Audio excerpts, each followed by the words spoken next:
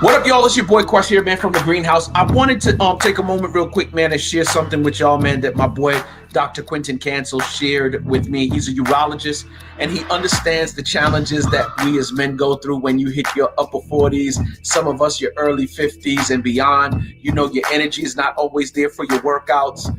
Your bedroom action's not what it used to be, right? Like, for real. Any of those things that you experience as a man, he wanted me to try this product. I tried the product. Not only did it taste great, I remember taking it before I went to gym.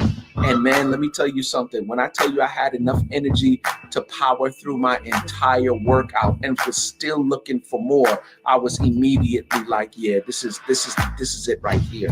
And not only that, he uses natural ingredients, right? Not the kind of natural ingredients where they tell you it's natural so that they can pass USDA, whatever. You know, my man uses all natural ingredients. Shouts out to my boy, Dr. Quentin Cancel. When I tell you that this thing is phenomenal, it's phenomenal. Do me a favor, click that link, click the link and get that natural E-Man. I'm telling you, it's the truth. It's your boy Quest. Peace.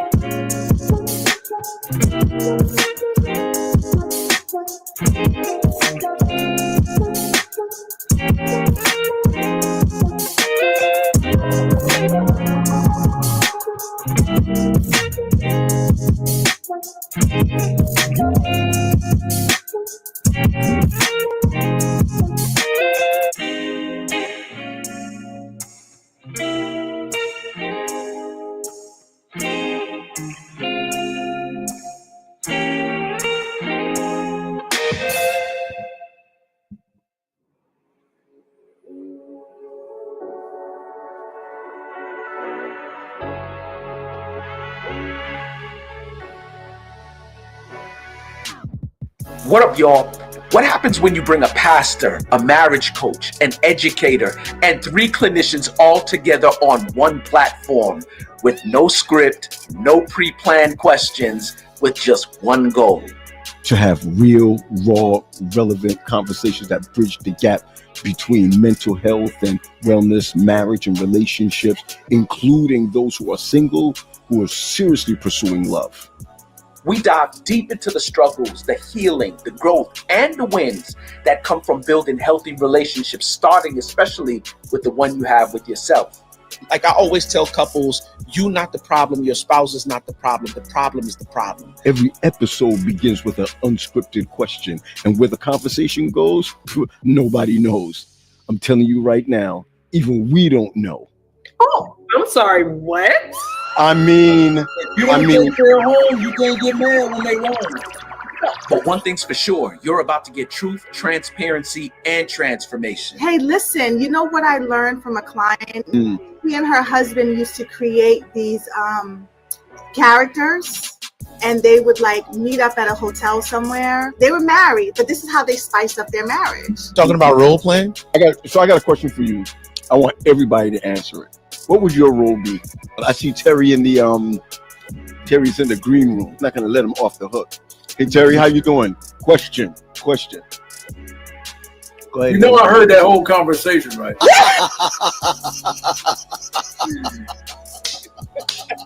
I love this.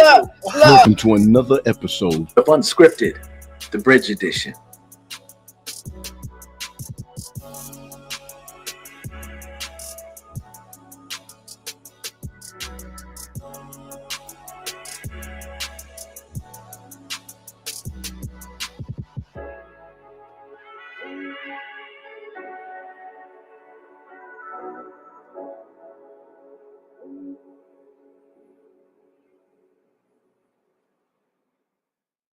Man, I'm a little excited tonight. Hey, for those who are on with us right now, wow, just share this with others, share this with your friends, your neighbors, your enemies, your frenemies, your exes. I'm looking for Quest. Where you at, Quest? Where you at? There you go. I'm right here. Oh, you starting that mess. I'm just saying we moving up in the world. You know what I'm saying? Okay. The intro is very official. You know what Oh I'm yeah. saying? Well, what was that little button you pressed? Because I just got a new toy. I was showing Sade. You want to hear it? Yeah, let Want me to hear hear it? Yeah. You sure? Yeah. You sure? Okay. Yeah. Well. Five, you're doing a remix or what?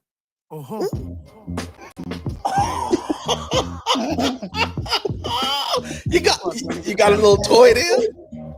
Yeah, that's very official. I like that. And just enough where yeah, and I know that's a nutshell. Yep, that's nutshell right there. Yep.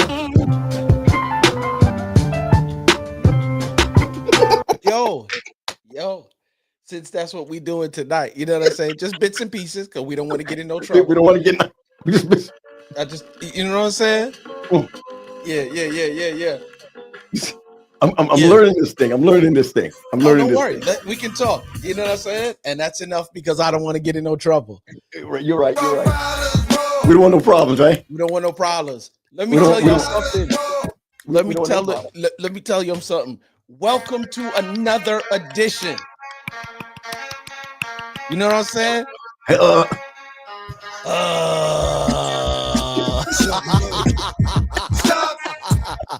Stop.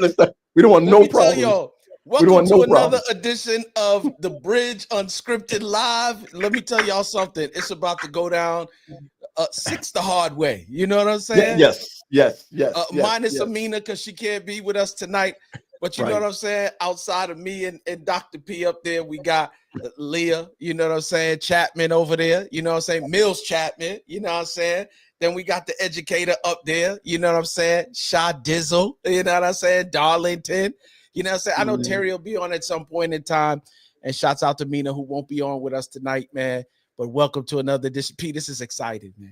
I'm excited. I'm excited. Hey, listen, man, I recognize that you guys have been blowing up the chat. Look at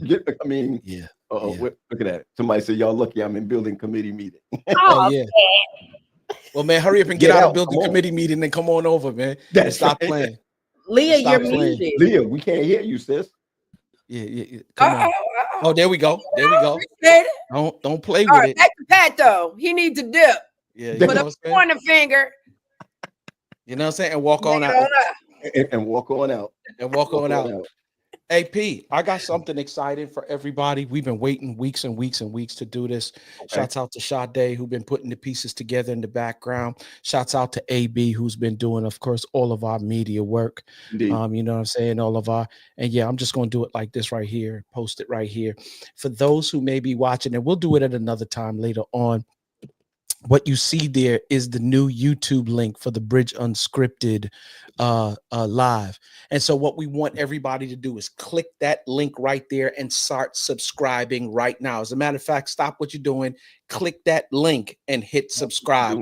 For those that are not on yet, we'll share it again later on in the program. But for the here and now, we want to make sure, because soon and very soon, we're shifting everything that we're doing from all of our platforms and moving it directly to YouTube. And we'll do it live the same way we do it here, just on a different platform. So everybody, please click that link you see right there in the chat, that link right there, and go on and start subscribing. And it's about to be lovely, y'all. Wow. I'm excited about this. Psyched, bro. Somebody should put the link here. I'm psyched. Pastor Philip Baptiste. He's a big general conference man. So we got to be really careful. We don't want to offend the general conference man. You know what I'm saying? Big up the GC. You know, Ward, man, she's the we don't call her stewardess anymore. She's the flight attendant. So she is gonna take us to a new height. Hello, everyone. Come on. The captain's speaking. Speaking. And I'm gonna say it like this, right? Here we go. Because I'm gonna feel really good about this because I learned. A remix or what? Yeah, boy. Oh, that's my last one. All right, good. That's my last one. He said, stop it, bro. So, hey, man, you and Leah and Armina y'all been throwing some stuff up, man. I've been trying to get in there with him today too, man, and I got tied up doing some stuff. Ooh, I don't want to think like that. They're trying to get us to think. I don't want to think. Yeah. I don't want to think at all. We got to use the whole brain sometimes. Left and right side. At least the 10% we can use. That we have access. Look, or just the frontal. Can You we know what I'm just saying? that It's this part right here. This part right here. He said, there? just the frontal. This I said no Knicks talk. What no you Knicks say? talk. No Knicks talk. So listen, man. So listen. There's a lot has been going on this week, and so somebody posted in our chat about this sister.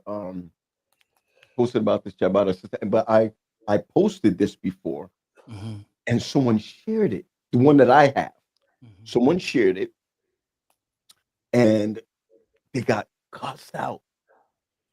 Totally cussed out. And it's funny because when I listened to it, I didn't find anything wrong with it. And so until I saw all the women talking about what you say, what she said, what she said. So I want us to gear up, man. I want us to look at what this sister says, and I want us to kind of, hear your thoughts on Look, it. Shade, we both look. We've been in sync. Like my head hurting already. Here we go. God, Jesus. What did she say? Because I'm missing out. What happened? No, first of all, we won't get dinged for it because it's like a share. It's Okay. an Instagram We thing. won't get dinged for it. So one of the biggest things that I have found is when I grew up, men had roles. Okay. Right. When I grew up, men had roles. And I think a lot of times we are really saying that roles are up to the couples, right? It's up to the couples what the roles are. Like if my wife wanted to take out the garbage and that's what she does, and I'm just saying, and I wash the clothes, it's what we decide. It's not what we culturally go by. We shouldn't be what we culturally go by. It should not be. But I also find that we find a lot of women who are talking about the roles of men. We have the same roles. We're equal, separate, whatever it is. I just think that personally, that when we look at this, we can kind of come to an understanding some way, somehow, how women may think and how men may think as it pertains to their covering. Now, I'm gonna say this before we even begin. I believe that my wife should be covering me. Right? I do. I also believe I should be covering her. I do believe that. But when we listen to this, the question is, oh, wait, let's pause. Yep. Ash, Stephen. You're Letarian too. Okay. Mm-hmm. Oh, okay. That when we look at this, I'm wondering where our mindset might be on this. Right now, you know us. We don't got to agree with everything, and you guys don't know what I'm about to talk about. What I'm about to show you. You may know who I'm about to show you, but what I'm about to show you. This sister be getting a lot of flack, but I'm going to put it out there, and let's see where we are. I'm going to ask everyone at this time, if you are online with us. I see while this number is climbing, if you just share this with someone, share this with someone, because we don't want to go back over it again and again, but we want to look at this about 5 minutes long, and then let's jump in and see where the clinicians are going to take us, see where the coaches are going to take us, and we want to hear what you got to say. Hey, good night, Ash. Good to see you, brother. Good to see you. Christine, good to see you all the way from, I think that's the Atlanta area. Good to see you. Good to see you. And then Sheena started the nonsense already, where she says, we've managed to emasculate the males, and women are so masculine now, they won't even let men be men. Yep, I can feel the tension already. It's about to pop off in here tonight. I'm loving it. Let's go with We this. on Let's go fire with this. tonight. Let's go with this. Let's go with this. Let's go with this. Let's go. All right. God made Adam a suitable helpmate. And he made that helpmate not because she's weaker, but because God has given men a capacity and a responsibility that women do not have. And we have to be honest about it. We can say he's not a man, he doesn't know how to lead, he doesn't whatever. There's still a capacity inside of him that God did not give us as women. And one of the biggest examples that I can give of that, imagine it's raining and you're in New York City. And if you've ever been to New York City or in France and it starts raining and people start selling umbrellas on the street, those $5, $10 umbrellas, they're not worth much, but they get the job done until you get home. Imagine you have that man. You have the man that gets the job done, isn't anything special, but he gets the job done. That man, no matter how little you view him, is made to handle the rain. You were not made to handle the rain, but you were made to hold up that which can handle the rain. If you didn't have that umbrella, you would come back home smelling like what you were poured on, what poured on you. When a man comes back in as that umbrella, he gets dried quickly, water repellent, it falls off of him, and no matter how equipped you thought he still was built for the rain. The difference also, some of you want that Neiman Marcus umbrella. Some of you want the wood handle. Those things are heavy. And if God gave you a man like that, then you have to be the woman that can hold up that man. Because an umbrella that is not used, it can be for the rain, for the sun. It shields, it provides shade. It allows what's under it not to be touched. We are the vessel, not weaker. We are the vessel that was meant to let the one that God gave us be held up and used for what he was made. So now, as a wife, I want to say, I don't want to get wet.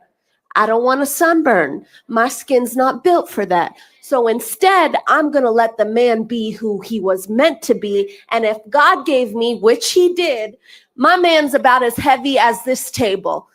That means God made me capable of holding him up. If my man is not doing what he was made to do, it's because I, as his wife, am not holding him up. One thing I will credit myself to is that man can come and do what God has him to do, because on the back end, he is being held up and held down.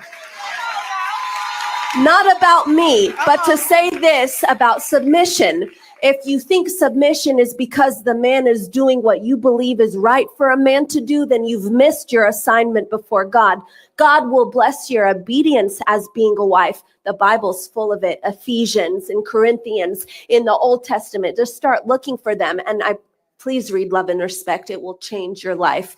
Submission does not make you a weaker vessel. It just makes you the part of the machine that is needed to function, but entrusting somebody else's responsibility that's what they were made for, to do what God has made them to do. So I value submission. Submit one to another is not in the same way. He is not going to submit to me the way I'm going to submit to him. That's not even biblical. As he submits to Christ, so I submit to him who has submitted to Christ. If God has made the man the head of the house to love his wife as he is to love the church, God is going to hold him to a standard. God is also going to hold you to a standard. And it's not going to be dependent on, did you value him, or did you do right by him because he did right by you, or you did right by him because you did right by what God commanded you to do. You will see a dynamic transformation inside of your home when you begin to obey his word.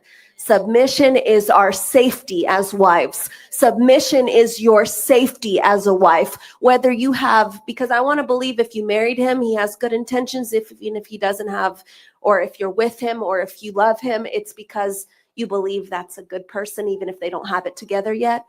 Keep trusting God, but allow your heart to not be tainted if he's doing right by you.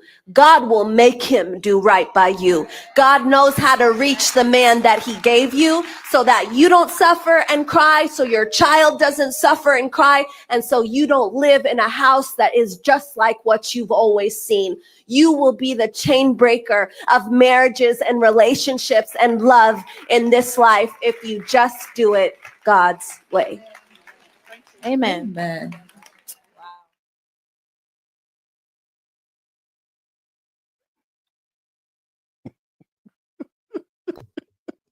If I were, then I were.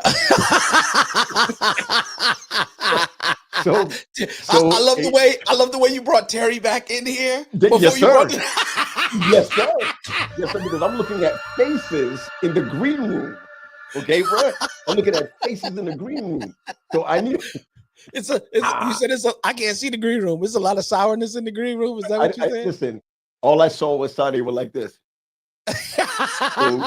So let's go, y'all. Let's go. First of all, I'm so glad to see y'all. After this, I'm so glad to see y'all. I cannot wait to see where your mind is. Now, Jamar says you got a few issues with this. Yeah. Okay, you got a few issues. And that's a man. All right, that's a man. That's a man. He's a man. That's a man. Sheena says she agrees. Yeah. Wendy just waiting to see what people got to say. Look at that. We just trying to see what pops off tonight. You know what I'm saying? Daryl says her metaphors are like A+. A+. Or what have you, you know. So I'm waiting to see what your mindset is on what she said. Now listen, it doesn't have to be right, wrong, or whatever. I'm just saying, where's your heart? Where's your heart on this? And Jamar, I just want you to know that if you don't mind, you can always hit me on my on online or on my phone, and I'll send you a link to jump in if you want. And especially you know who. Let me show you. You know who.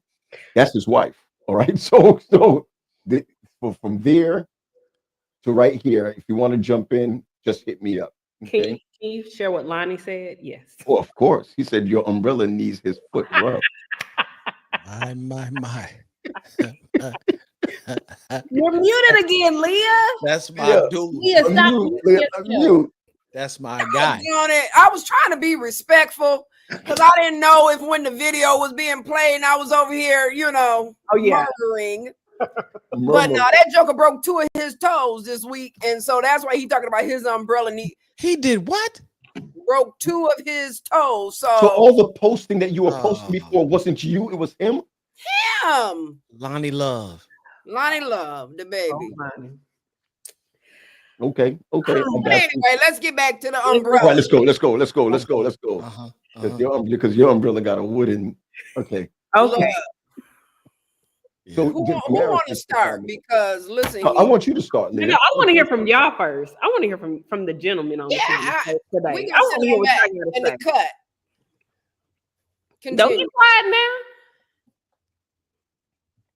now. This is my personal. My wife is on. My personal book.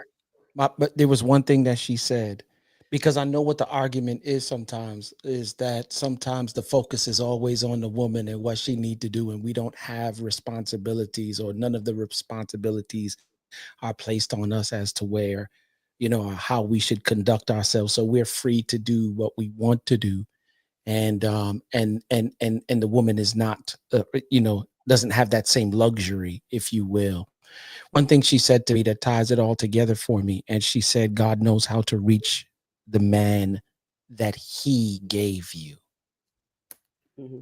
And if that be the case, right? Then there was something else that she said. Now, I know that the Bible for fact says submit one to another. I know that. But she also stressed that you submit to him as he submits to Christ. Those are the defining pieces for me in this entire piece, right? The other stuff you can, there's always going to be views as far as that's concerned. But the question at the end of the day for me is, are we operating according to how the Bible lays it out? And if we are, then yeah, I'm good. But you said something very critical. And my ear also went to the God-given man. The one that God gave you. Not the one that you. We've touched on that beforehand, is sometimes we have stepped into the seat of God. Yeah. And so we act prematurely. We do not consult, right? And get insight back from God. And so a lot of us are in relationships, and not me. I mean, the Lord finally got me to a place where I was willing to listen and stop doing Leah. I'm sorry, Leah. Can you slow down when you say that? And the reason why I'm asking you to do that is because there are 1,000,001 women. There are 1,000,001 men who continue to do relationship the way they want to do relationship. Okay. And then when it ends in the way that they didn't expect for it to end, because they was doing it the way that they wanted to do it, they blame everybody, God included, except the person who made the decision. No, I see the opposite. I see people who were doing it this way, thinking they were doing what God wanted. Who's that? Who's that? Oh, is that Pee Wee? Wait a second. Wait, Pee Wee, was that Dee Dee? Oh, snap. Oh, we're on. Yeah, you are on. We just heard your thoughts, Dee. I Come on, thought what's your another thoughts, video Dee? was playing. I know. Yeah, I was like, who was that?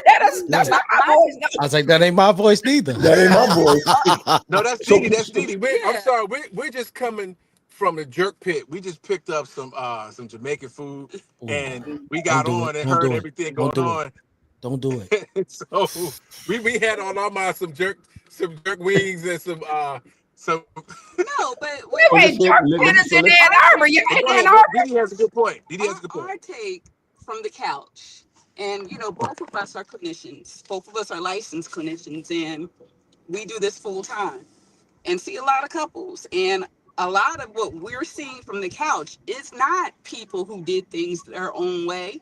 What we are seeing people who did things God's way, who were into this version of submission that I think sometimes gets put out there erroneously, and it didn't work out. We're seeing more of that than people who were doing their own thing. What I think Leah was speaking to was not necessarily the submission part, but the selection part. Right? That selection part. I think a lot of times we can make ourselves believe God is calling us to a certain person because that's what we desire. But that is not who God has purpose for us. But he graces us through that whole situation to where you're still protected, you're still provided for. But Sade gets to make a choice as to who she wants to marry. And usually your choice is what? And my choices have not been the best, right? But if I would have married said person, right, I would have been in a covenant with someone that God graced me to marry, not necessarily purposed me or had for me to marry, because Sade gets to make her own decisions. But the thing I want to say about the metaphor she used is that she said, if you get caught in the rain, then you just want whatever's available. You'll take that $5 umbrella because you're caught unprepared. Wow. Caught unprepared. So therefore that $5 umbrella and that $10 umbrella looks attractive to you because you're not prepared. But if you sit and look at, okay, what's the weather today? Let me make sure I have my covering, right? Because I think a lot of people think their covering comes with marriage. I'm covering myself right now, right? I'm praying for myself. I'm in the word myself. I am devotioning myself. So a $5 umbrella when I have my own isn't attractive, but I think a lot of times there are people who, when times are desperate, whatever's available, I'm going to grab and I'm going to pray that it does what I needed to do. Okay, so let me just pause for a second. Didi, is that where the mindset you are coming from with the whole metaphor thing? It's not can't always work in marriages? I think it's a bad take. I think it's a problematic take, and I think that take is damaging to marriages. I think it puts a lot of responsibility on women to be responsible for the actions of men. And I see a lot of women carrying that into other situations where there's harm going on. So now, he's out there cheating on me, but I was graced to be in this. Like, I think recently there was a lady who went viral on social media with a disturbing take, I think, about how she was graced to stay in a marriage with a lot of emotional abuse and cheating that was going on. And, her argument was like, God gave me the grace for this. And I think that's a troubling take, especially in a spiritual context where it's coming from the church. Everybody now thinks they're built to stay in these kind of harmful, destructive relationships. And I think sometimes we get into what I have termed, and I'm learning how to deal with, what I've termed the magical Jesus, where we expect Jesus to do magic. And I know that God is capable of doing anything in any situation, but I think sometimes we apply our will and what we want to see in a situation and try to make it Jesus. And I don't know if it's always that. Yes, I have to add to this. Now, I'm sitting here with a woman who is now Dr. Damaris Crawl, okay? And no, I'm gonna promote that. Come on, stop it. Hold on, pause. Promote it, umbrella. Go ahead. Yes. Just kidding. But here's the thing, though. I said that because I'm not with a woman who is soft. And I'm not with a woman who is submissive to just anything. Right. Okay. She's intelligent. She is smart. She has an opinion. And I need to value that. And when we talk about submission, we got to be really careful with that word, because what does submission look like in the Bible days versus now? It does not look the same. And the whole problem I have with the umbrella scenario is that when she talks about holding it up and holding it up, it seems like your man can't function or do what he needs to do unless he's being held up. It's like, where's the accountability for the man? Like, wait a minute. You're saying the only way this man can function and do what he needs to do is if a woman is holding him up? No. Yeah. No, that takes away my ability to actually be a man. Because that says in a narcissistic way that I can only do this if you. And the only reason this happened is because you didn't hold me up. Like, no, we got to be careful with that as men. There's a movie, and I'm going to stop right here. There's a movie that I like to watch, The Godfather. There's a part in The Godfather where he says men can't afford to be careless. Women can be careless. And I said, why did he say that? And I looked at his life as a gangster. He can't afford to be careless or slip. And he can't afford to allow his wife to be the one to hold up the family. He's got to be the one to be there and be the rock because of his lifestyle. Now, I'm not a gangster. I don't kill people. But I took that into consideration. If my mindset is I can't afford to slip or fall or be careless, and that's what I'm carrying, now this smart woman beside me is going to say, you know what? I can get behind that. I can submit to that because you're not going to lead me over the cliff because of what your standard is. And your standard is I'm going to put God first and family first, and I can follow that. I can't follow somebody who's depending on me to hold your legs up. That's no. Oh, well, she's depending on you to hold her legs up. Okay, come back. I'm just saying. Well, I'm. Come back, Paul. Come back. What? Wow. I mean, what? Is She's that what depending you on you, took bro. from that? I'm just telling you, in all cases, she's depending on you. T had his hand up real quick. T, let's get it in. Let's get it in, Terry. Okay. Look at D's face. Look at D's face in the car. She's like, let me just get this jerk going. And I want to share something with you before you go ahead, Terry. Pee-wee and Didi, let me just share this with you. When I posted this about maybe 3 weeks ago, somebody else posted this, right? And when they posted it, they got into a lot of hell. I'm telling you, if you look at it, they were tearing him up. What was crazy was that when I saw it, I was all in, like 100% all in. And then when I saw the ladies talking, I was like, I never saw that perspective before. I'm saying, I'm that umbrella, I'm that so-and-so. And here it is that you just said it, Leah, and then you just said it, Didi, that, Sade, that, okay, so any cheap will do. As long as it's raining, any cheap would do, which cheapened, which I've never saw it before. It cheapened the relationship. It cheapened not just the relationship, but it also, in what you said, Sade and Didi, what it also did was cheapen what God wanted a man to do. All right, I'm gonna go ahead. Terry, go ahead. And I think I saw it, Paul, I might have saw this like about 4 weeks ago, like you did. It was a while ago. Okay. And she has a lot of good points, but in my opinion, she's failing to make the links. You see what I'm saying? She's all over the place. She says something good here, then she says something good, and then she falls off over here, and she's trying to piece it together, but it's not clicking for me. I know where she's trying to go with it, and I think that there are some good things she said, and then there's some things that kind of like, well, wait a minute, hold on. And so, as the gentleman said here, in the car with his wife, we cannot. This is why we look at, exegesis and hermeneutics. You see what I'm saying? It's exactly the reason why. Now, Paul, this may be up your feet. You can tell me if I'm right or wrong. Right. When we take, scripture and take things literally, okay, as it were, growing up, we always heard what? You ain't got to interpret the Bible what? Just do what it says. You see what I'm saying? Just do what it says. So if we do that, then guess what?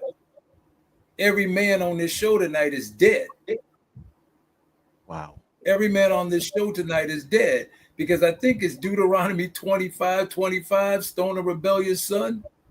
When were we not rebellious? We're all dead. If we're taking it, you see what I'm saying? If we're not, so exegesis does what? Let's look at the scripture, the original writer. What was he talking to? Who was he talking to? And what time that was? Versus hermeneutics, how do we take that scripture then and apply it to our lives today? That's what that means. You can't say, you hear guys talking about, man, I want a traditional woman. I want a traditional woman. You don't work.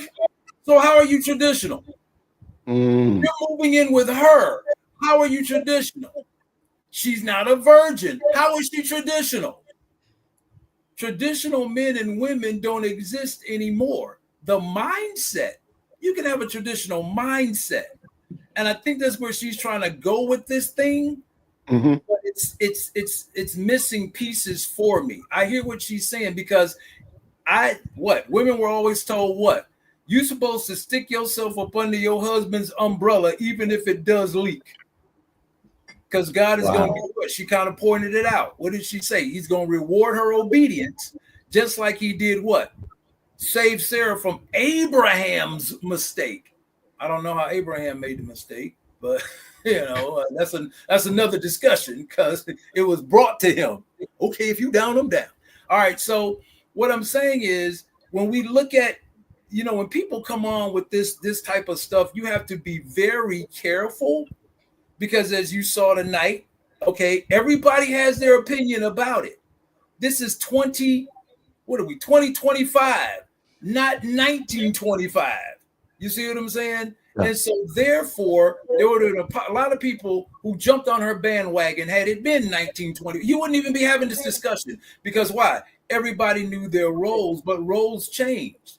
You see what I'm saying? Over time. And you have to be comfortable, because sometimes there's a thing called role reversal. And in relationships, to me, in my opinion, you got to know your strengths and your areas of improvement. If you are a person who cannot handle such, but your partner can, they need to be allowed to do that.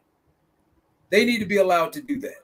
And so we're in a different time where you have men staying at home and women going out to work, and women are making more than men, and men feel less than. See, this is where she's coming from, where it's like, you got to uplift people, you got to uplift, you got to uplift, you got to uplift them. Okay. And so marriages work, but do I got work to get there? Should not always be. I remember we talked a while ago when it's what's the scripture? The man who findeth the wife findeth the good thing and finds favor in the Lord. I'm not, marriage don't make her a wife. She already got to be a wife. Where did she learn that from? She should have learned it from who? From home, from her mother. She should already be. I'm not going to marry you and make you a wife. You should already be there. Just like I should already be a husband when I come into that thing. I got to know what it is I got to do. Help me suitable for. I think the Hebrew kind of means what? In front of, next to, something like that. I don't want to. It's puzzled. It's puzzled. Suitable in that word is puzzled. I got you. Mm-hmm. I got you, Terry. Thank you for that, Sade. And I'm going to come back to you, Pee Wee, on something. I don't want us to miss that submission is still desirable, right? That there are women. I myself, I look forward to submitting to my husband, not my boyfriend, not a guy I'm dating, but to my husband. Correct? You got to practice somewhere, don't you? No, because I practice with God. I don't have to practice with you, sir. I practice by submitting to God. I ain't got to practice with you. But what I think, what I found troubling, right? What's submission to you? Can you just define it? What it is to you? So for me, my mother raised me that the husband is the head and that the wife is the neck, right? The head cannot move without the neck. So for me, my husband, he's the head of my household, but he comes to me and my voice matters. My support matters. If I find issue with something, that is also taken into consideration. I am following him, but I'm not following him blindly. Because yeah, that sounds like a team to me. I'm sorry, go ahead. Right. I mean, like, listen, hey, I want us to move here. Hold up, wait a minute. Did we think about this? What about this? And what I've learned in dating is that there are men who want you to submit, but want you to submit quietly. There's a lot of men, and I'm going to say this in my experience, submission means control.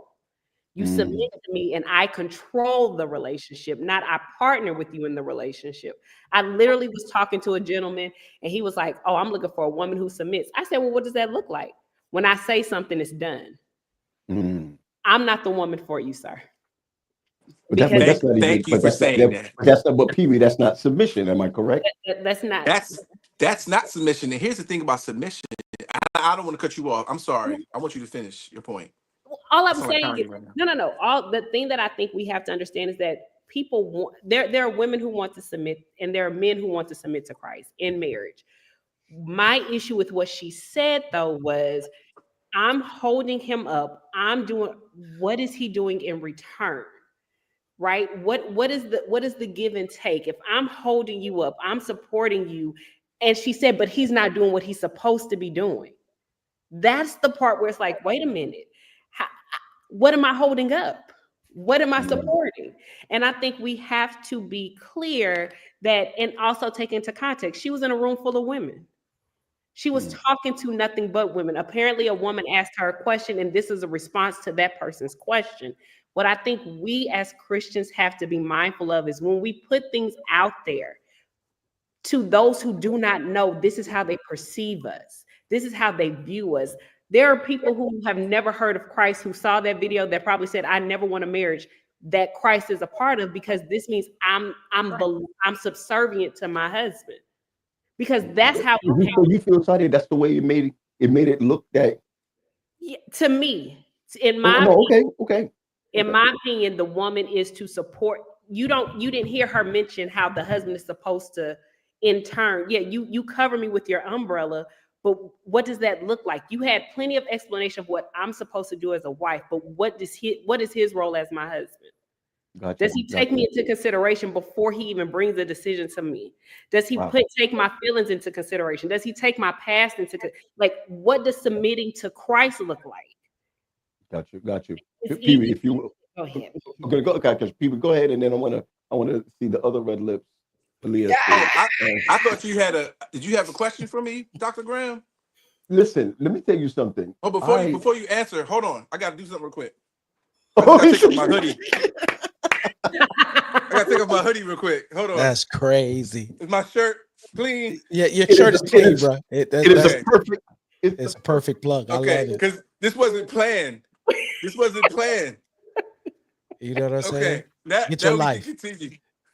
Tell him, Pee-wee, get your life. Get your life. And now, folks, we have the new edition. We have the new edition. That's the old edition. This is the new edition. The new edition.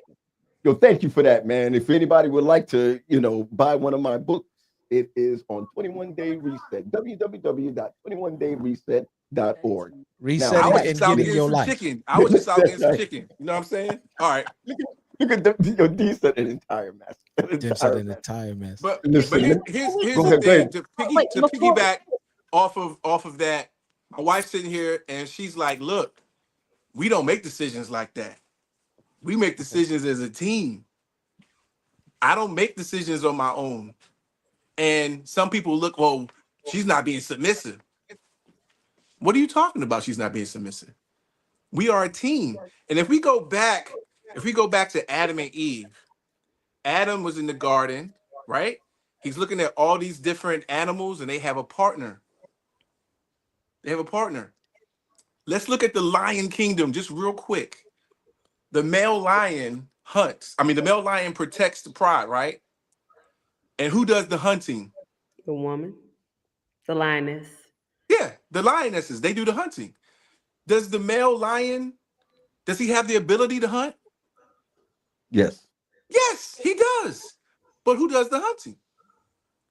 The lioness. Now, if he's out there hunting, he can't protect. And if she's hunting, I mean, if she's protecting, she can't hunt. Look at that teamwork. Look how they work as a team. God made us a helpmeet. A help means that we both are doing something together. If I ask my wife to help me lift the table, she's going to grab one end, I'm going to grab the other, and we both lift the table. Helpmeet. Help. The woman is the weaker vessel, not from her mentality, her mental state. Physically, yes, she's a little weaker, but mentally, we're right here. We're right here together. And we make decisions. And we make decisions as a team. As a team. Like the church board takes a vote. The church board. Come here. Come here. Come here. Sit down. You just sit down and just sit down. Sit down. I like that. Say it again. Give us that metaphor. No, I was just joking. I was like, the church board takes a vote.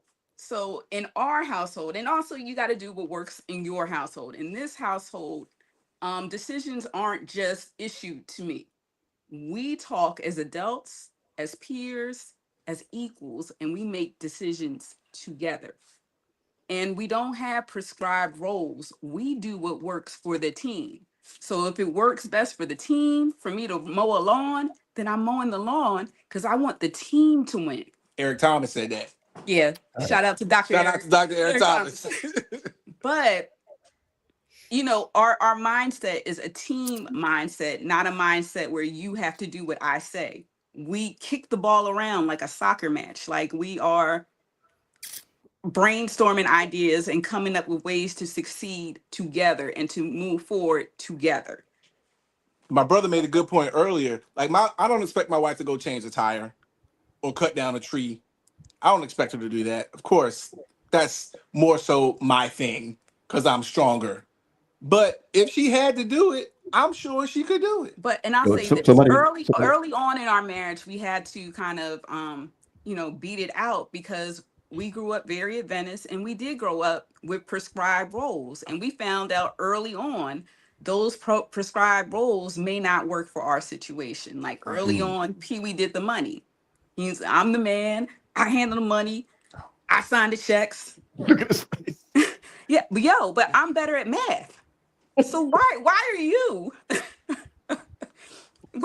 C- handling the family finances? And bouncing checks? Wow. When I'm better at this than you. And this is where you have to uplift that man. You have to uplift that man.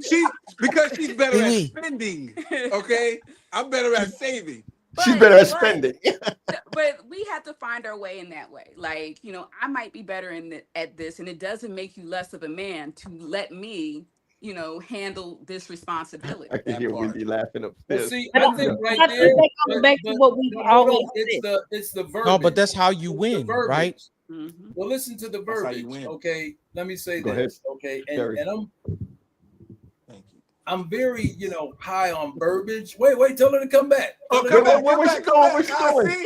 I gotta make the kids their plates. No, Austin can make a plate. Austin can make his plate. Come back. You gotta submit. Come back. Now if I come back, I'm gonna look like I'm submissive. It was something I wanted to say. And Sade brought up the word before, control. I don't like to use the word control. I like to use the word manage. Okay. I like to use the word manage. I got to control. I'm just trying to manage this situation. Not only that, you just said he let you. That sounds like control.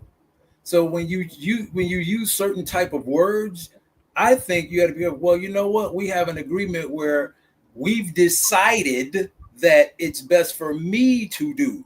You see what I'm saying?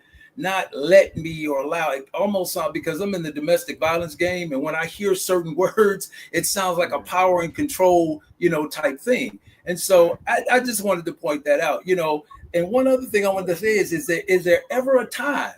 Is there ever a time where you or your husband feel?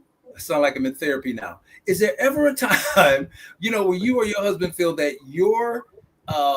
your decision making is getting pushed aside versus the other one? Somebody's, needs is always, oh man, you had the last 10, can I get one? Is there ever a time? And when you get to those times, how do you do that? Because it sounds good. However, there's sometimes, let's take the money management, Pee-wee like, look, now doggone it, I want to go buy me some new kicks. And, since I can't do, 2 + 4 and she can, because he got a C-, it's like, yo, and she's like, no, I know what's in there, Pee-wee, and we cannot. But I can go get me some new Louboutins or whatever they call them, because I know what's in. So I'm saying, is there ever a time where you guys get to a decision where it's like, you're not backing down, she's not backing down? Does somebody acquiesce? And how do you handle that? I think that would be good to let the masses know. Yeah, okay, we can definitely handle that right now. As she said, we are clinicians. Mm-hmm. So the same stuff that we teach people, we try to do ourselves. So when we come to a point where we're at an impasse, we do our very best to understand the other person's side, the other person's issue. So there was a time when I felt like, man, I don't have no shoes. I would like to buy some shoes. You got all these shoes here. And you know what she said to me? Go buy some shoes. I thought she was going to tell you to get another job. No. She said, go buy some shoes. And she hit me with this. Nobody told you couldn't buy extra shoes or clothes. What made you think you couldn't do that? I buy extra shoes all the time. Mm-hmm. But see, I'm in my man zone where I can't afford to buy shoes. The kids need this. My issue, Pee-wee, my issue with that for Paul Graham, even probably now, which is very helpful, is that roles does not equal boundaries. Mm-hmm. And what I have done in my own relationship, based on how Dee answered that, is, I'm not going to bother Wendy about certain things because I don't deal with that. Mm-hmm. And she wasn't, or we weren't creating boundaries. We were creating roles, in that sense. And so, trust me, after this, I think I'm going to go upstairs and ask her for new equipment. Can we talk about that today, Quest? Yeah, no doubt we can. I think what's so dope about Pee-wee and Dim is that, like, for real, because you're trying to operate from the healthiest place you possibly can operate. One of my issues and I'll just use that same shoe thing, right? For me, I'm a kicks freak. Me and T, we'll go on websites and like sneakers is my thing, right? And like, for real, I always, because of the place that I grew up in and where I came from, like, money wasn't always readily accessible until, of course, we got older, did some things, and now we got a little money coming in, right? I would always live life in survival mode. So I would always have this mentality that this hood mentality. And my therapist said to me one day, but you don't live in the hood no more. Why are you living in survival mode still? So now when I would talk to my wife, she was like, if sneakers is your thing, and I know that sneakers is your thing, we'll put this amount of money in your budget every month so that you could go do whatever you go have a field day at the sneaker spot. Right. And I think that that's dope for a lot of people who are not trying to operate the way that y'all are operating. They're seeing life through these lenses of survival mode or whatever the lens may be. And it prevents them from getting the results. Me and you both, P, they're getting the results that y'all get. And one thing we did, let me just drop this. One thing we did is exactly what you did, Quest. We started talking to each other about the deeper meaning of what we wanted. So you did like when you're talking about the deeper meaning of the shoes and why you want these shoes and what that means to you, and expressing that deeper meaning to your spouse. So it might sound like, honey, instead of you'll never do the dishes and you get on my nerves, it might look like, baby, I grew up with a single mom, and a lot of times she would come home tired and she didn't have time to get to the dishes, and they would pile up and they would stink.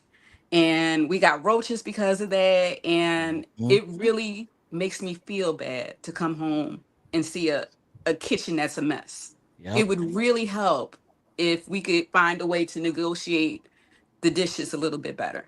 Yeah, and that's real, because Dee Dee's the oldest child. So she started off always doing dishes as the oldest child. So when we got married, and I'm thinking, oh, she's gonna go ahead and handle these dishes. She's like, nah. I can't do no dishes. I'm getting flashbacks. So how do we negotiate the role of what needs to be done in our house? And what works for us in our household is everybody contributes.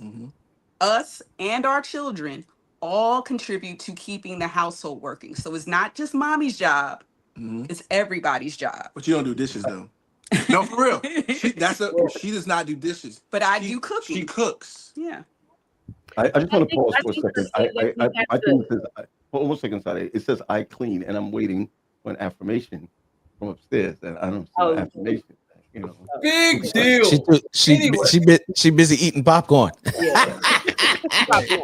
Go ahead, Sade. Hey, I don't know what's going on with you, Leah, but I'm gonna have like 5 questions. There's two things. Oh, hold on, real quick before Sade, before you go, I just want to take 2 minutes now because it sounds like the perfect time to do this, y'all. The Bridge Unscripted Live is moving to the YouTube platform in the near future, and we just want to make sure that everybody has the link. I just put it in the chat for you guys. Do me a favor, click the link. Go over by YouTube and subscribe to the channel, and then click the bell after you hit the subscribe button. Why? So you can get all of the notifications as to when we put episodes up. But yeah, come on, Sade, let's get it. So there's 2 things. One, I think the thing that I heard Pee Wee and Dim say, I heard Quest say, and that we've talked about continuously, communication is vital. That part. Communication is important. And at 38, I would be severely disabled if I went into a dating situation and waited until marriage to have these communications. Like these are the conversations where it's like, so how do you see finances in the household? Like these are conversations to have during the dating period. Right. And a lot of people, for whatever reason, feel like, you know what, I'm just gonna wait and see what happens. No. We're going to see we're going to plan for, because if we don't plan, we're going to fail. But I want you to highlight JoJo's comment at 8:44. Because this comment, JoJo, I don't know you, but I love you, right? But this comment is what's infuriating to me as someone who's dating, because she talks about, you know, how do we expect men to enter marriage knowing their role as a husband if 76% of our communities are coming from a single parent household? The same way my mother was a single mother. I didn't see her as a wife. I saw her as a woman.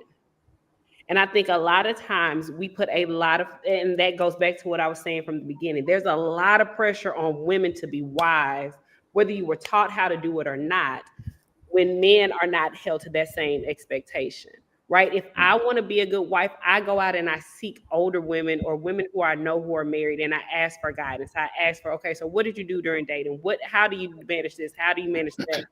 I think we have to hold men to that same standard, especially during this day and age where you can find anything on the internet. Find a group, find somebody to say, hey, if this is what you want to do, this is how you do it. The narrative that women hold this magical power to automatically be wives because we see it is not true. My mother, like I said, was a single parent from the time I was 6 to I was 20. I didn't see her as a wife. I saw her as a woman. And we have to be mindful that girls are growing up in single parent households the same way boys are growing up in single parent households. So we as a community have to do our part, mentorship, church, however, to make sure that marriage mindset is the mindset that's communicated. I'm done. Gotcha. Leah, I'm just dying to hear your voice. You know, I'm just dying to hear your voice. I'm just listening in. The conversation definitely has taken shape. There are some things that I agree with. There are some things that I do not. Biblically, are we to submit? Biblically, are we to submit to our husbands? Yes. I think Mina put it in the chat, and I kind of got stuck there, right? Like, what is this definition of submission? Because it has been kind of all over the place, right? We started out with the video, and submission to this particular woman was to uphold, right? That's an action of me having to do for a man seemingly what he's unable to do for himself. And to do that is my duty. I don't necessarily agree with that being my duty, because there's some work that he needs to be able to do as well. Right. So if going back to this analogy of an umbrella, right? If it's an umbrella, it doesn't have to be a cheap one. But let's just say that the wind is very high and this umbrella blows backwards, right? Am I supposed to hold on to this umbrella and be blown away with the umbrella, right? Or is it that we needed to make certain that before the umbrella even encountered certain situations, right, the wind, that it was in the ability to be able to withstand certain things, right? And so this is what I mean when I say going back to our choices. How do we enter into these relationships, right? With whom did we enter? What was our why? Our ownership of where the relationship goes sometimes skews our understanding and perception of what submission truly looks like. It really is about humility and respect. Wow. But if I get down with somebody, right, that I am trying to, morph into this space of marriage, but I really don't truly have a measure of respect for them, then I cannot submit when situations, right? I can go along and coast through some stuff, but when the winds blow really, really hard, I can't respect what it is that you're trying to do because I don't see you through that lens, right? I see you as an unstable, right? As like the resistance of your stability isn't there. I didn't see it from the beginning. I'm not going to see it in my marriage, and I'm not going to see it after my marriage. We have to look at ourselves when we enter into our relationships. What are we bringing to the table? What are they bringing? Who are we marrying? Why we're marrying? And as I've stated before, and I'm coming from my own experience, when I married initially in the first marriage, I married a relationship with God. I didn't marry an individual that stood there and said, I do. So when it came time to submit, the struggle I had was to God and not to him. I could easily walk away from him. Wow. So are you saying that if I'm not talking about lying, I'm talking about during I'm the talking time about that, the first marriage. Right. I allow the Lord to allow that to cultivate, to work with him and to work with me. Right. Instead of the initial one, it was me damaged, trying, right, to marry into a situation that God would have been pleased with. So I couldn't submit to the man because the man wasn't who I was after. It was God I was after. So was I don't plead the fifth. So was this individual submitting to God? This individual posed like he was going to submit to God. Okay, that's very easy to do.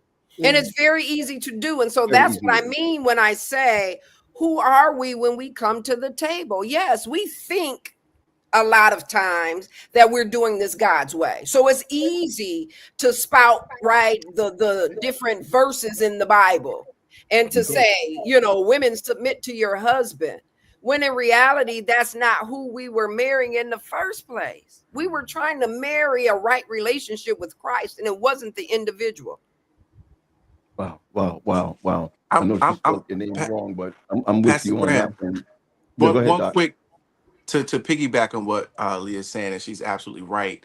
I thought about the story of Ananias and Sapphira. My. And when we hear that story growing up, we think it's about tithe and offering. It's not. The husband and wife are a team, but it seems like she was submitting to her husband. And the goal was to sell the property and give it all to the group.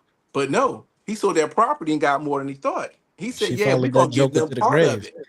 it." He went, lied and died because he lied to God. She came in like an hour later and followed right behind what he That's a did. good word, Pee Wee. That's a And good then word. she died. Now I'm taking Leah's example. I don't see Leah doing that in this scenario. She I said, "You see and her God by going, yourself." yeah, Be I see careful who her you going, I'm follow. letting go of that umbrella. It said, Hey, nah, low. Be that careful dude who you sold it submit for to. 100,000 and we kept 50. I wanted to give it all up. But he But it's said the no. understanding and it's the revisiting of the scenario to understand how and why you got into this relationship. Exactly. Because And we my have wife brought been, up David. My wife brought yeah. up David and Abigail. How Abigail went to David and said, "Look, Nabal tripping. We Yeah. gonna give y'all some food. Don't kill us." Hmm? Nabal wanted to tell David, "Get out of here. We'll support you." But Abigail was like, "Oh nah, bruh. He about to wipe us all out. Hey Right. David, take these raisins and these cakes. My husband tripping. Don't kill us." And saved everybody. So I have a question. Just real quick, Sade. I'm looking at JoJo's comment, right? This is why communication is crucial. And again, I believe in communication. But what happens when communication is fraudulent? Because you can have all the communications in the world doesn't mean that there was clear, honest, right, communication. And not only that, Leah, where we filling in the gaps, because Dem and Pee Wee gave the example a while ago. I don't like the way like for real, that you don't do no dishes. That's communication. Is it effective, number one, and is it filling in the gaps? Because when we sit and talk about like, yo, sweetheart, for real, when I grew up, this was the situation. That's what I call filling in the gaps now. Because now you know the truth, the whole truth, and nothing but the truth. And now it gives me a different perspective than I just don't like the way that you don't do dishes. Yeah, but I mean, from the onset, you can have a whole heap of communication. Yep. An individual can present themselves any kind of way if they're good at it. We haven't even gotten into individuals who possess a measure of personality disorder that can show up any kind of way. From Detroit players. Blessing from the Himalaya.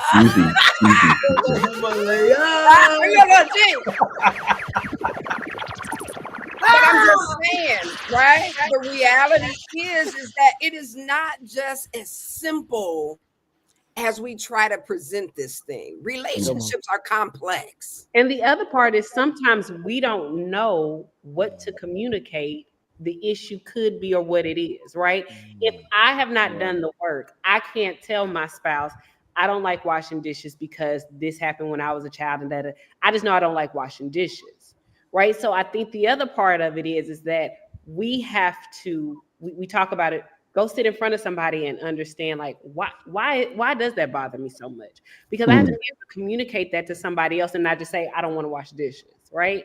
But I think the other thing we have to think about is as we grow in Christ, right? Does the need of our umbrella change?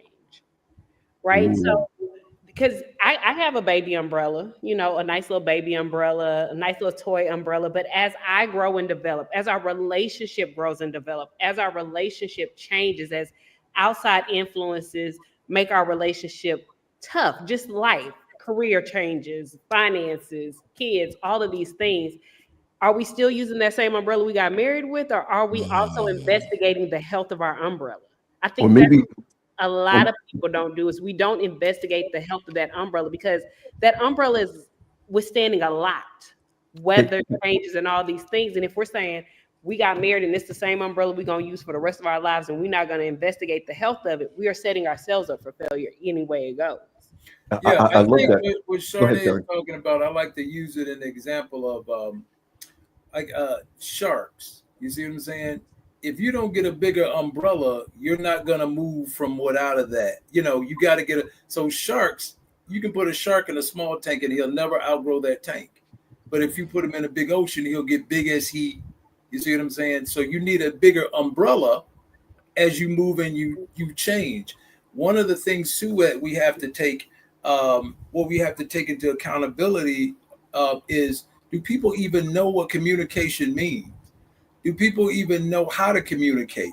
You see what I'm saying? There's 3 steps in the communication, process. 1 is to make contact. 2 is to consider the source. And 3 is to assist in a plan of action. That's the steps in the communication process. Okay, I'm making contact, not coming in, slamming doors, not saying nothing, breathing hard. I'm making contact. Listen, I got a problem with so-and-so. Okay, tell me. You got to be open. You got to want to be open.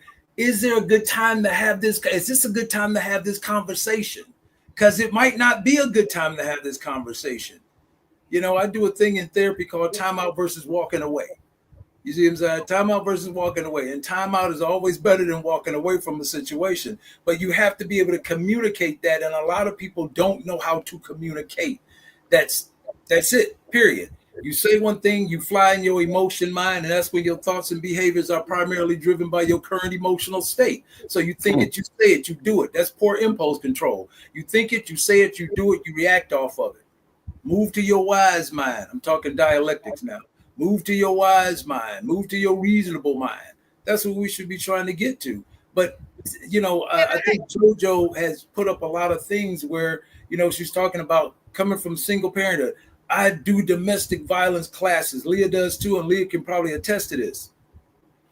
I have so many guys that got kids sprinkled all over the continental U.S. Wow.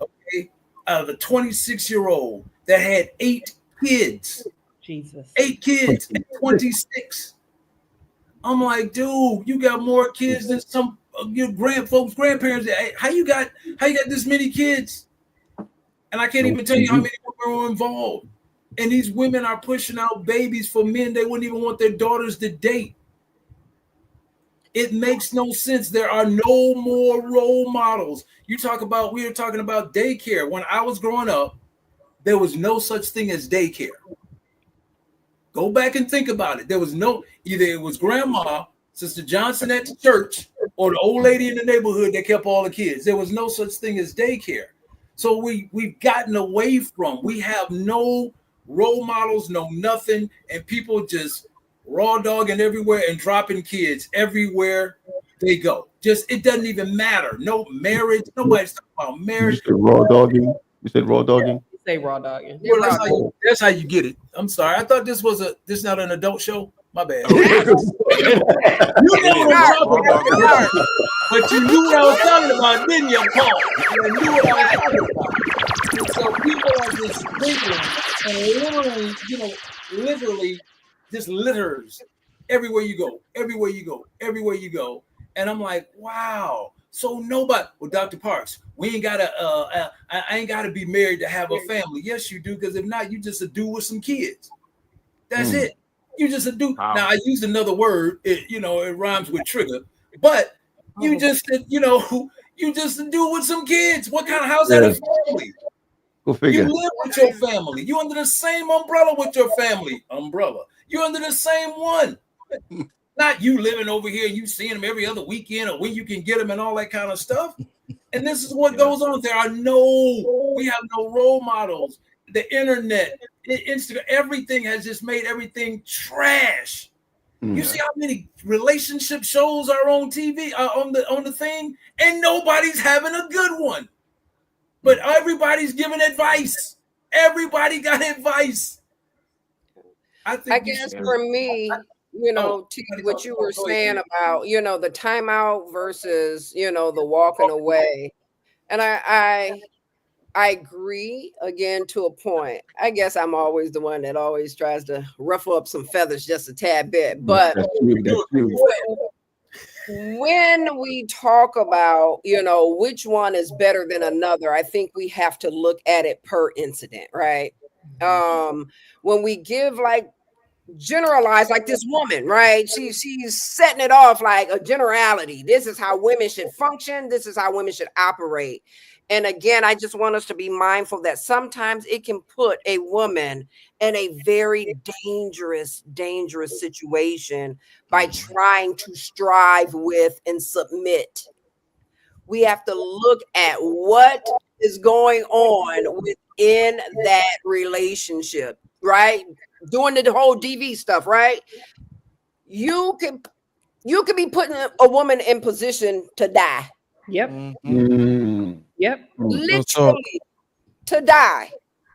And so I often just want us to be mindful for our listening audience, because it may be, I remember when I was coming up out of my first marriage, right on the cusp of it, right? And I separated, right? I did the timeout scenario.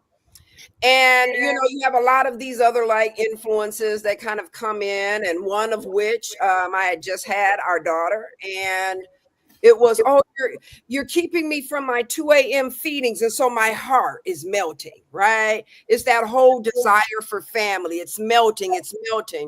And I remember I said, all right, I'm going to try this, with tears strolling down my face. And my father looked at me, and this is what he said. And I'm going back to this whole Christian perspective towards marital relationships and remaining. Now, my dad was hardcore. He wouldn't let nobody mess with his baby. When we were, you know, I'm dating different dudes, his thing is, do you believe in God? Don't call my house no more. That's how raw he was, period. You don't believe in God, you ain't got nothing is coming for my daughter, my baby, period. This man, though, was an Adventist, right? He believed in God. He could quote Ellen G. White. Oh, he was pristine. The presentation was there. And my father desired that, right? So remember, I'm saying what I'm marrying is Christ and not the individual, right? I remember my father looked at me and he said, Leah, go be the best wife you can. And he released me back out the door to the man. Go be the action, the best wife that you can. There was no conversation of, is this man the best husband to support you as a wife? But because he believed in God and we believe in the word of God, it was follow this, right? And so I think, again, we have to be very mindful and very cautious when we have these types of conversations, because it potentially could lead to the demise, not of the woman, but the children as well. Right. Let me say this real quick. Real quick before we jump off, I just want everybody to know that the 10-minute bell has rung. And I want to take the opportunity to let everybody know before we jump off in, and y'all know about our time, that thank you so much for tuning in. And we'd love for you to take a moment to visit our YouTube channel. I'll put the link inside the chat. We want you to subscribe and click the notification bell so you'll be the first to know when the episodes are released. And we're building something special here, and we want you to be a part from the very beginning. So thank y'all for your support, and we can't wait to grow with you. Just check the link in the chat, and yeah, just remember we got 10 minutes. It's just gonna be 2 seconds. 2 seconds. Right. So Terry, then Sade, and then I'm going to ask my question right around the clock. Yep. So, right around the clock.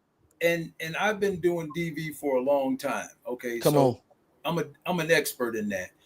I understood what Leah was saying. When I talk about timeout versus walking away, I don't tell a woman to stay in a domestic violence, situation. And guess what? I don't even tell her to leave. That's a decision she has to make. And I will say, you need to do what you need to do to keep you and those kids safe.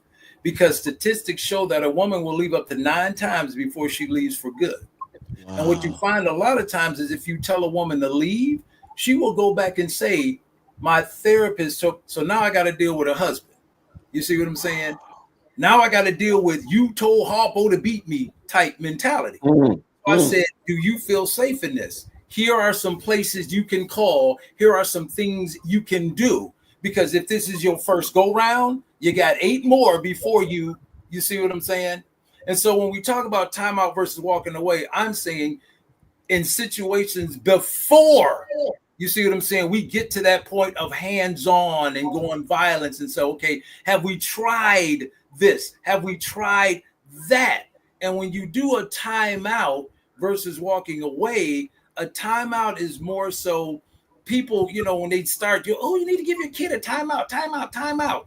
And people don't even know how it's used. There are several steps. I'm not going to go into them tonight. But when you put a kid in timeout, a lot of times you forgot about the kid. And so the timeout was for who then? It was for the parent. You see what I'm saying? And so now the timeout has to be it's like a treatment plan. This is a case by case. You don't do a cookie cutter treatment plan. You do it case by case. It's like an IEP. Sade, this works for this kid. This works for this kid. This works for this kid. You can't just do a global thing. So when you're talking about timeout, hey, I need a breather. I just got in the house. Give me 10 minutes. Give me 5. You see what I'm saying? Then we can come back and discuss this. And so, I like what you just said, Terry, before we close off with Sade. I never saw it that way before, that the timeout is really for you and not for the child. Yeah. I've never seen it that way before. And because parents have temper tantrums. Right. You know what I'm saying? I got you. Something to think about. Something to think about. Never saw it that way before. Yeah, I think it's for both though, right? Because the need for regulating self as well helps in that timeout space. So for the parent as well as that child, contending, right, depending on what the behavioral presentation is or what may be happening within them emotionally, I think it helps for both. But it has to serve a purpose. I'm talking about when you just throw them in the room and there's no purpose. When I used to do what I did with my kids. So when I come back, we're gonna discuss what you did. Why I forgot, how does it go? Tell me, you're gonna discuss what you did, why it was not I can't even think of the word, and what do you plan on doing in the future? You see what I'm saying? What you did, why it was wrong, and what do you plan on doing in the future? That's when timeout works. This is what I did. It was wrong because what I plan to do in the future is, and as they got older, now you got to start writing it. You see what I'm saying? And I'm sending you back if you got grammatical errors. So it's like, so now you're learning a couple of things while you in timeout. You see what I'm saying? You're learning a couple of things. So when you talk about putting it, if it's a little kid, you put a timer in there. When this goes off, I'm coming back. Okay, so tell me, what did you do? Why it was wrong? Blah, blah, blah. As you get older, now we starting to write it. Oh, you got some grammatics in here. I can't read that. All right. So can Sade do that for her mate? Yeah. Timeout. But I don't think it's called timeout in a relationship, because what I know for me is when I'm highly emotionally charged, it's in our best interest that I put myself in timeout. You don't have to put me in timeout. You're flooded. I gotta go. I need to go, because if I speak right now, what I say will be all feelings and not facts. And I don't want to speak from my. But that's why you argue naked. Okay. I was just waiting for I'm for that. It works. Naked. It works. Argue naked. That's what I tell my couples. For that. I'm talking about arguing naked. I agree. It changes. You can. But it ain't nothing there. You can be booty naked, and it ain't gonna do nothing. Can I agree? Don't have I like to throw this in there. Don't have any knives. Can I agree with the good doctor? Can I agree with the good doctor? You can. Good doctor. What saying is what I just said. The word flooded. Yeah. When Dr. John Gottman talks about being flooded, in relationships and arguments, it's basically when your heart rate gets to a certain point, you're not thinking very rationally. You can't put your words together, and you're angry. So when you tell your partner, this is what me and Didi do. Hey, I'm flooded right now. I'm at that point where I might start cussing. So let's just stop this. Let's revisit it after we had time to calm down. and come back.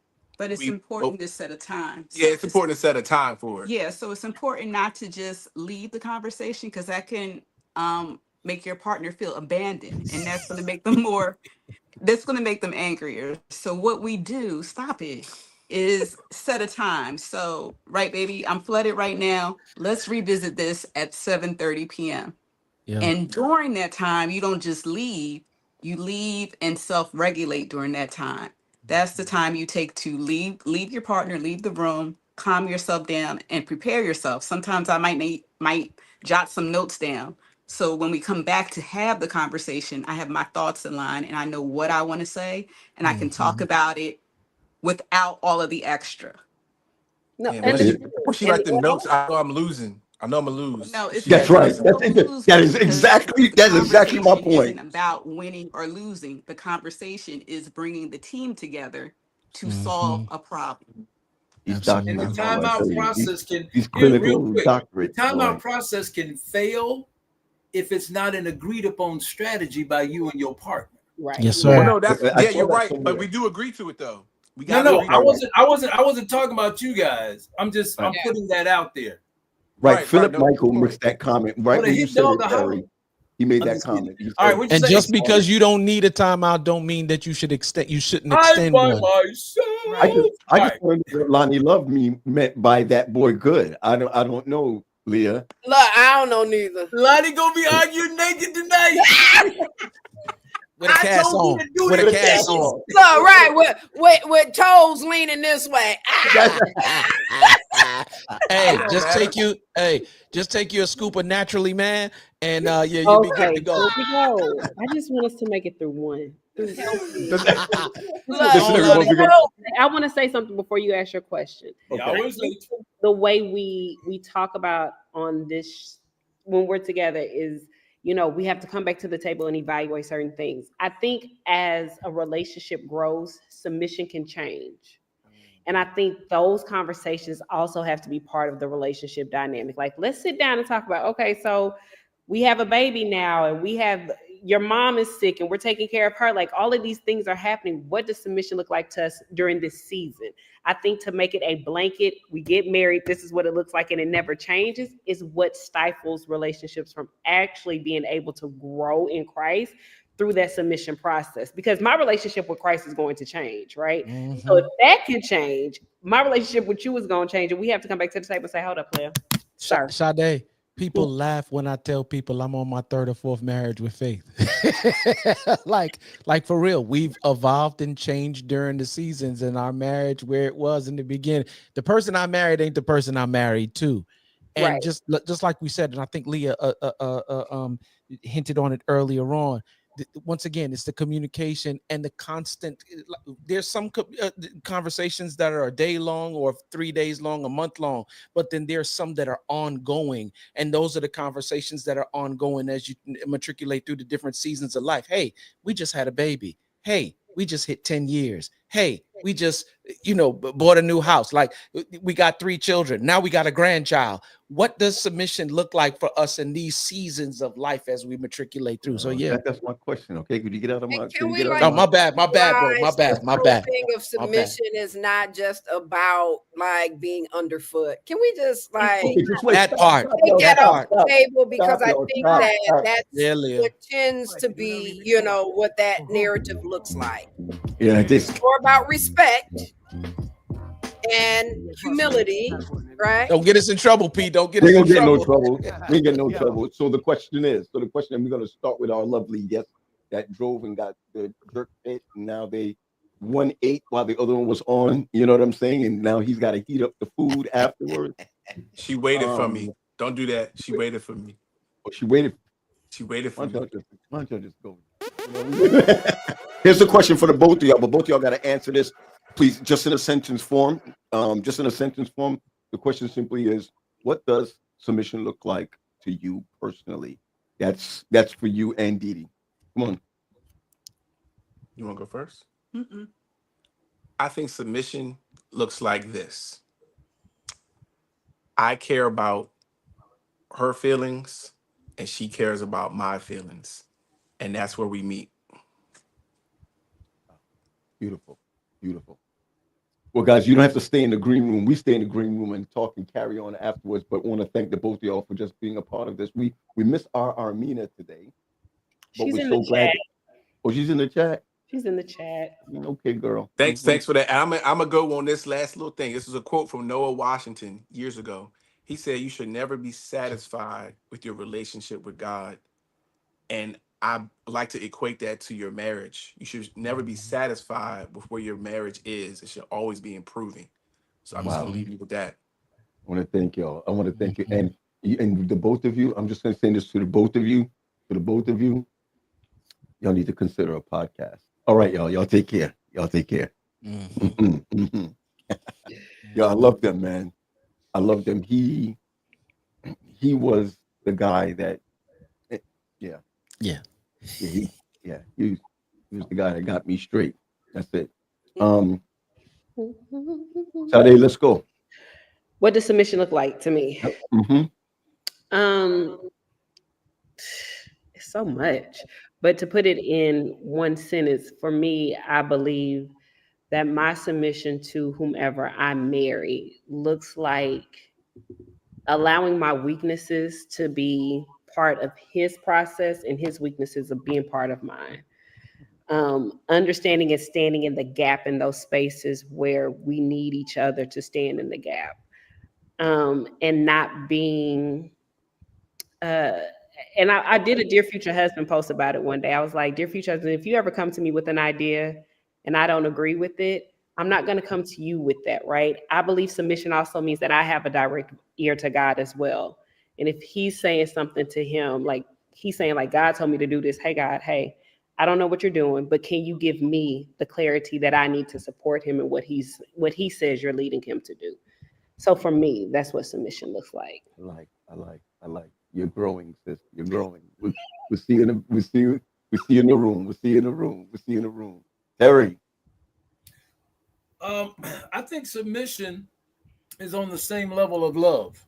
I think it's dying to self daily. That's what it is. It's a selfless act. You see what I'm saying? And we have so many problems in marriage because people are selfish. They have not let that go. Leah probably knows, what I'm talking about when I say some people have an overactive id. You see what I'm saying? You never grew out of that, what are those 3 energy systems that make up, the personality, id, ego, super ego. Some people get stuck in the id, which is a part that, is always about me, always thinking about me, and I want to do things that make me feel good and avoid the things that, make me feel bad or hurt or whatever. And so you get stuck in that.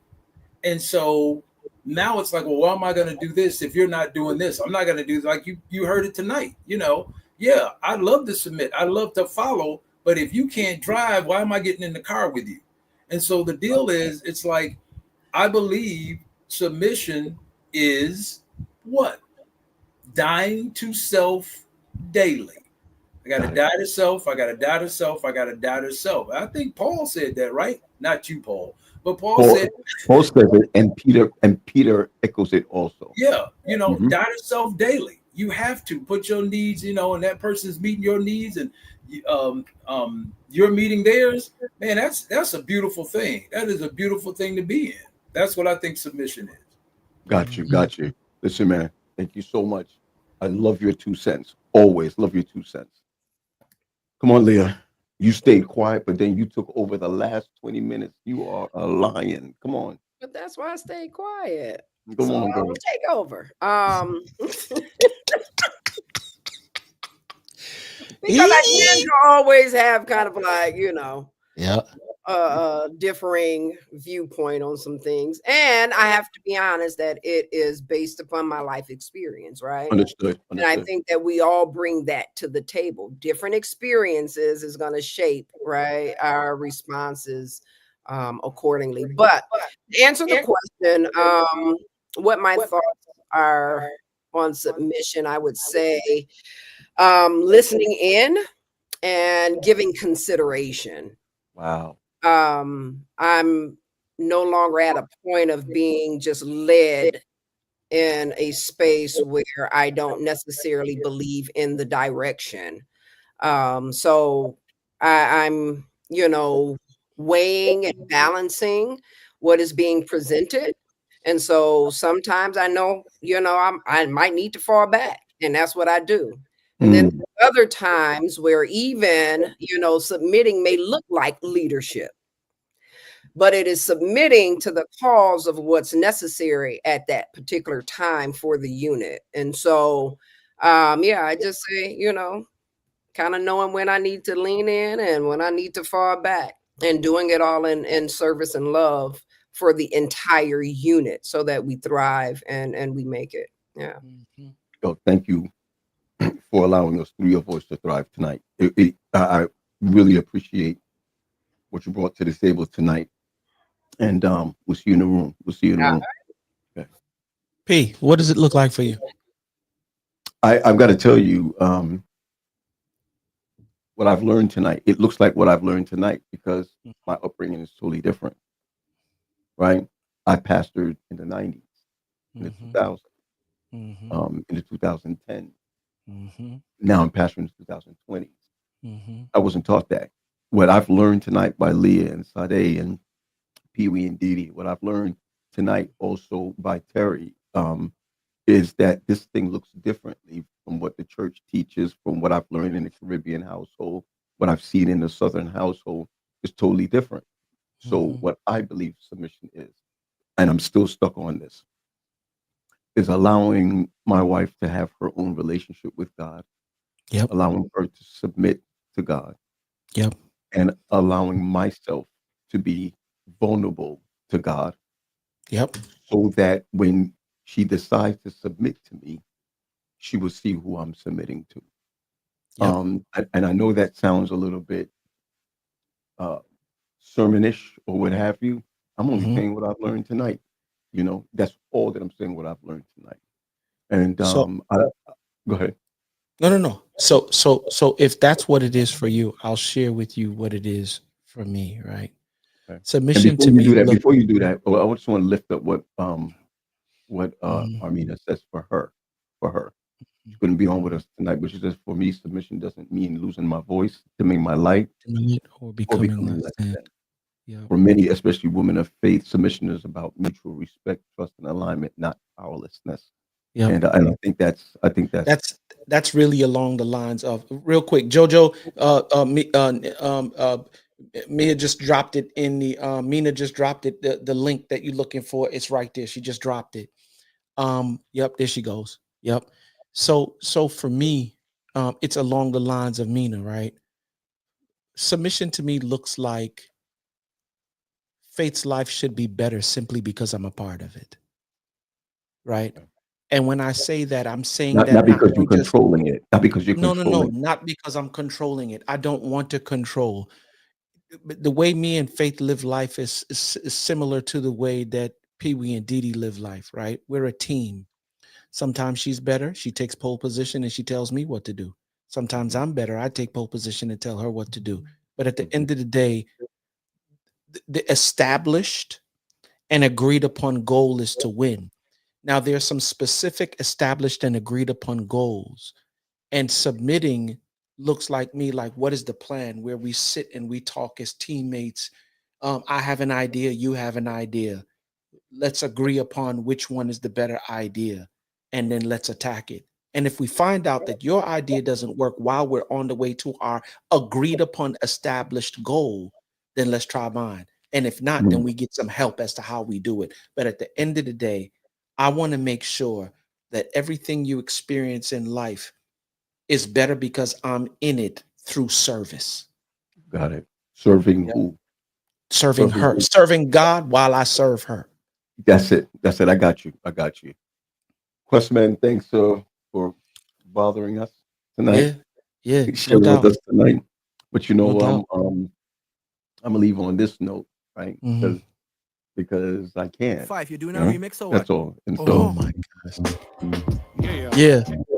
So while he playing the joints in the back, please do remember, guys, that we are traveling. We are moving very soon to the YouTube platform. And I dropped the link inside the chat. So do me a favor, please click the link. Don't get us in trouble, P. Don't get us in trouble, P. Don't get us in trouble, P. Right? You're right. You're right. You're right. They're gonna cut. You know what I'm saying? See, no, he trigger happy now. All right, so I'm trigger happy. You gonna get us in trouble. You gonna get us in trouble. I'm not paying. I'm not paying. That's all I'm telling you. You about to get us to pay before we even. All right, P. P. When they hear it, they're gonna.